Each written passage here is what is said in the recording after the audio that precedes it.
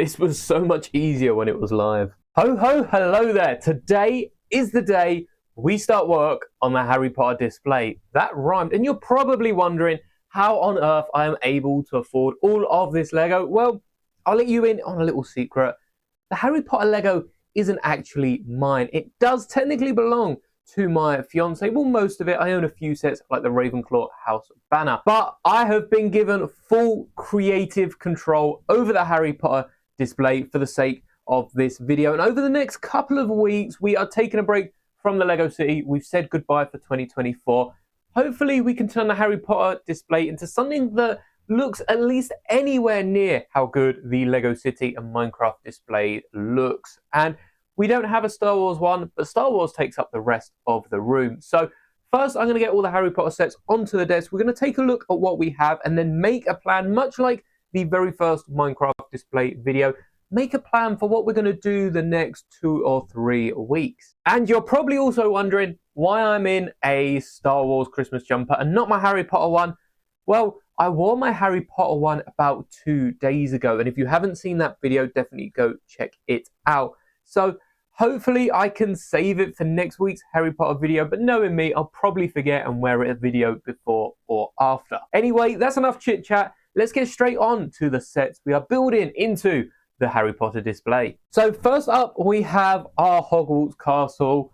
This looks like it should be part of the Minecraft display. I mean, it is just so blocky. It is a massive square. The reason it's like this is because it fits in one of the Calyx unit squares. It's actually the perfect height. You could probably get an extra plate or tile on top. But as you can see, if we close it up and spin it around, we've got quite a bit of interior and it's all over the place. We've got the medical bay underneath, a classroom underneath the Great Hall, which should have its own section. So my aim at some point, and I'm not sure if we will tackle this over the next couple of weeks, is to turn this, at least on the exterior, to some sort of Hogwarts castle display that rivals the Disney castle we've already got on our unit, as I think that would be really, really cool. But like I said, that is a problem for another time. So for now, this can go out of the way. As it is approaching Christmas, I think our first focus will probably be the Hogsmeade Village area, as it's the snowy bit of Harry Potter. I'm surprised we don't see more Christmas-themed Hogsmeade sets, because they would work even in a Lego City Winter Village. We could definitely get some Christmassy sets around Hogsmeade rather than Yule Ball every year. But my plan for the diorama is likely going to be to split it up into thirds. Now, the first third would be Hogsmeade over here. But we also have not only Fort Privet Drive, but also Hagrid's hut from the later Harry Potter movies. And these all need a very good dusting, which we'll get to in a second. But my idea is, if they all fit widthways in the Calyx display, which I know I'm terrible, I haven't sized it up yet, but I think it'd be really cool to have a snowy scene with a little cobblestone path bleeding into a road and pavement, much akin to what we're already seeing in the Lego City. I think I might even have a spare road plate to use in this, and then leading into a muddy path with some grassiness, pumpkins, and all that jazz for Hagrid's hut. And I think this being the front of the display, it's going to look so nice. And I also think it covers a lot of the accessories, because we can have Buckbeak on the muddy path. I guess we should probably build some sort of Whomping Willow branch for the forward anglia, but that also works in the Hagrid's hut side of things. Perhaps it would be a little better if it was this way round. We then have Fort Privet Drive with, of course, everyone's favorite night bus. I mean, it's kind of the only night bus, but that works really well. And then for Hogsmeade, the actual set came with so many little side builds, I guess, and we do have Lucius Malfoy on a bench, which would definitely be going out the front, and we can get so many other minifigures crammed, a little less than the Lego store in the city. That is too much minifigures, but we can get some minifigures out the front, and we even have a little Privet Road sign as well, and a little Sirius Black wanted poster, which is pretty cool, and it's also double-sided. So I know that's a lot of information. Hopefully this is what we can at least arrange in the unit this week. However, there is a problem, because that would leave 2 sets unaccounted for. And I'll be completely honest, this Ravenclaw banner is really, really cool. I'll probably keep the diadem as part of the display somewhere because I'm a Gryffindor and my fiance is a Ravenclaw. So this could look really good elsewhere. Not to mention all the tiles I can take off the front of the banner. But the problem in this scenario is the Voldemort Resurrection set, which, by the way, has one of the best play features out of any Harry Potter set. I'm not sure I did that right. Let's try that again. That just looks so, so cool.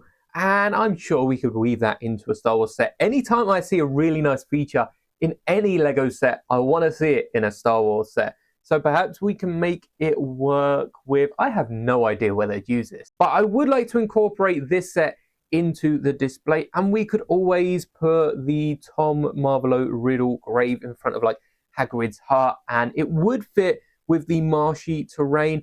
But I'd like to incorporate this into at least a little strip of its own area. So if we've got the space, I would definitely be shimmying the houses together just so we can fit this on one end. But that is pretty much everything that is in the display. Once you take out that massive Hogwarts, there is so much space that these are at best going to take up probably about 16 studs. And then even if we add the road for all the vehicles and the other displays and get Marvolo Riddle out front of Hagrid's hut, you're looking at 32 at most, which still leaves at least 16 to 32 studs behind these displays. And what could we possibly fit behind these buildings besides one of the most iconic pieces of Harry Potter? And of course, I'm talking about King's Cross Station.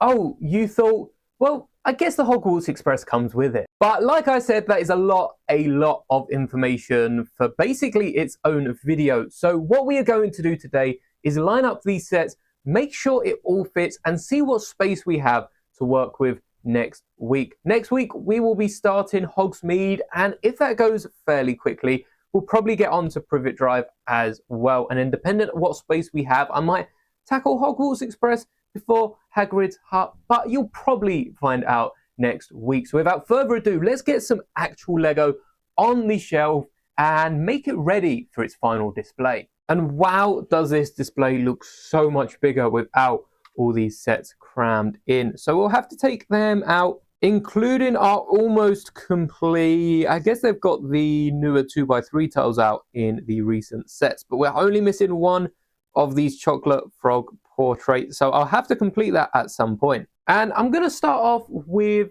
the Hagrid's hut set because if need be, we can always get rid of that side part and put that behind. Does that make any sense, or should we have done this last? And then we'll continue next with the absolute brick of a set, which is for Privet Drive. I mean, just look at all the little features that this set comes in. I'll definitely have to do a review of this at some point, maybe when they do the next one, because you just know the designers run out of pieces to build this set, but still wanted to have a bigger interior, which is really nice to see them extend the base plate. And now we are running out of room pretty quickly, and you'll have to forgive me, I can't remember which way exactly these sets go around, but it does seem we won't have enough space. I'll be honest, it's a lot closer than I thought. If I got level and checked, they actually fit perfectly. It's just because these sets stick out. I mean, that snowy bit down there is fine because we've got the little bars on Harry's window. But if we can get rid of these corner snowy bits, which I'll probably, I don't want to mess with any of these sets, but perhaps we can overlap them at some point. So if we raised this set up, unless that set also has, it does have one stud overlapping. So they do fit the buildings at least. We'll just have to modify the bottoms of them. But it's nice to know we can have all four of these pretty much in their original set form. And with a little bit of movie magic and some not so great lighting, you can see just how this display is coming together. In fact, we can already get some of our accessories here, like the flying forward angler. We can also get Buckbeak in the middle there. We've got space for the night bus on the road in front of 4 Privet Drive. I'm unsure how I feel about that. As you can see, it does completely cover 4 Privet Drive, but there's not really anywhere else it can go. So hopefully if we can build this up right, we can perhaps have it half overlapping each of them. We're going to have to rework that. Perhaps you can let me know down in the comments some thoughts on how I can display the night bus, or perhaps it doesn't belong here and has to go next door to the city instead. We will definitely be having a look. That would be a nice way to tie in both the city and Harry Potter displays. And of course, the city is a bit, well, it has a bit more space on the front, and the buildings are much, much taller. So let me know what you think about that. For now, it's going to have to stay there. And also, if you can think of how we can work Tom Riddle's grave into it, and perhaps even include this really fun play feature, definitely be sure to drop it in a comment. But I think it's still, even with this set just plunked here in the middle of it all, I think this is looking much better than it was at the start of the video. And it also allows us to put Hogwarts hopefully where it will be, perhaps because Hogwarts is a bit wider than the Disney castle. Perhaps what we will need to do is add this on top of the minifigure display for it to reach the similar height to the Disney castle. But I guess we'll just have to wait and see over the next couple of weeks. I think for the first week of building our Hogwarts display, or our Harry Potter Wizarding World display, I think I'll probably wrap it up there. This video has been recorded with a brand new camera feature, and because it was wireless, it enabled me to bring it over to the display and get a closer look without having to switch between my phone's camera and USB tethering. And also, did you notice we're building a second Christmas tree at the back here? So I'd love to hear what you thought of this video down in the comments, dependent where you are watching this video. It's usually down there. And thank you so much for making it to the end. I'll have the latest update for the Minecraft display just in case you did miss it. And as well as the city playlist. Perhaps you are coming onto this video, it's the first thing you've seen on the channel. Check them both out, and may the bricks be with you always.